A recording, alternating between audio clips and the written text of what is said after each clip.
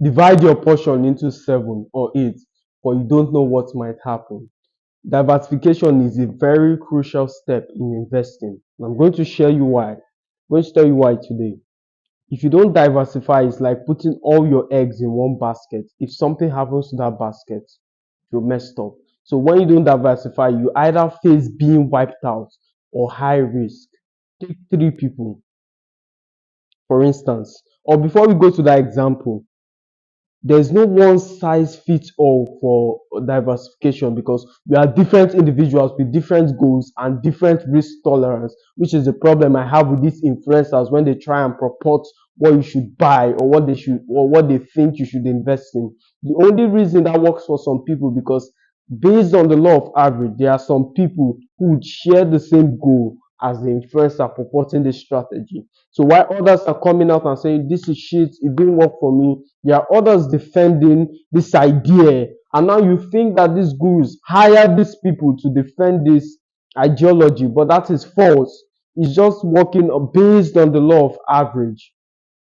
A study was done by McKinsey, which by with students of Harvard. So they went to Harvard, collected a group of students, split them into two. It was a coin tossing strategy.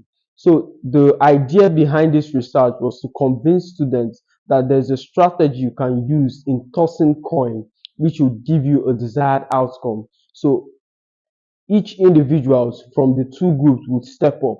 They would show them the strategy, make them toss the coin. So success or loss, the researchers would scribble something down. At the end of the study, they begin interviewing the students individually.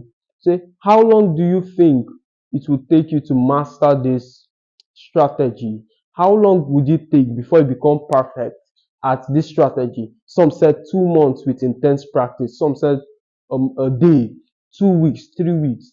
Now you see the whole idea of this was to expose the charlatan nature of these influencers. They were able to convince intelligent students that knew that coin tossing is based purely on probability. If I come along and say, if you spin around 3 times and toss this coin, you get a head. Based on probability, if I run it with enough number of people, a huge chunk will come out with that desired outcome. Therefore, thinking that it works. Meanwhile, it's just me taking advantage of the law of averages. So back to what we were saying earlier about diversification. Diversification is we are unique individuals with different risk tolerance, with different investment goals. Say take 3 individuals: risk averse Sally, neutral Mark, and aggressive Andy. So risk averse Sally investment goal is to buy a home very soon, and she's very risk averse. So the ideal choice for her would be to invest in steady government bonds that provides a steady 5% increase on her investments because she's risk averse. On the other hand, the neutral mark, as his name suggests, is comfortable with a little bit of risk, not much. So 50% in stock, 30% in bonds, 20% in cash. Yes, cash is an investment. Majority of you just dump all your money to assets without saving cash. But cash is a fundamental investment because it allows you to pounce on investment opportunities. That's all it is. So cash is a very unique investment. So you have to position it such that you have it at disposal and it's also not losing value to inflation. Cash, you don't want to be the guy when an investment opportunity pops up.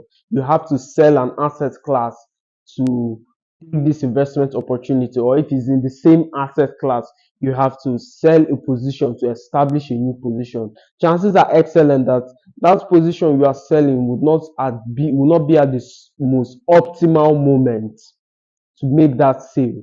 So because it's a ripple effect, since you're still investing in the stock market, it's most likely something went wrong and there's an asset class you've been eyeing is now on Black Friday sale. You have to make the trade. So you don't want to be that guy. You want to be someone who has emergency cash saved up to take on investment opportunities like this. Diversification in and of itself. Majority of you confuse diversification with diversifying in the same asset class. Diversification, some of you, when you hear about diversification, you diversify in the stock market, which is good by the way. So you buy tech stocks, you buy bio stocks, you buy uh, what other kind of stock is there? Blue chip stock, New York Stock Exchange stock. So you're diversifying in the stock market. So if anything happens to the stock market, all your investments will feel the same effect. So I encourage diversification across different asset classes, not in the same asset class and various properties in the same asset class. Imagine someone diversifying in real estate. He has a ton of apartments, condo. He also has duplexes. He also has rental properties in Dubai. So if anything happens to the real estate market, he is going to feel the effects.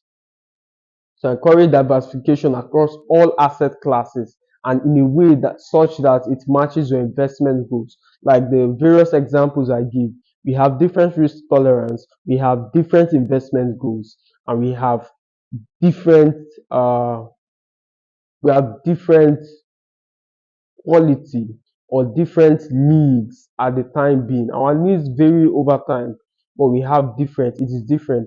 Imagine aggressive Andy trying to lecture Sally, risk averse Sally. Imagine trying to influence Sally to take on the kind of risk he takes. Sally is going to get burnt. So make sure you have these three things in check. Make sure your investment aligns with these three metrics I just stated. So if there's anything you learned, diversification in different asset class as opposed to in the same asset class is crucial. The second is understand the kind of investor you are. Are you risk averse? Are you aggressive? Are you neutral? So this is the key concept I want to purport. As always, my friends, it's a pleasure speaking to you. I'll see you in the next